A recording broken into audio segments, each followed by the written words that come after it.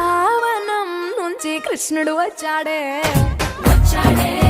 కృష్ణుడు వచ్చాడే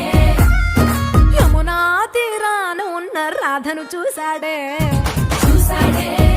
రాధను చూశాడే ఫ్లూటులని గోపాలుడే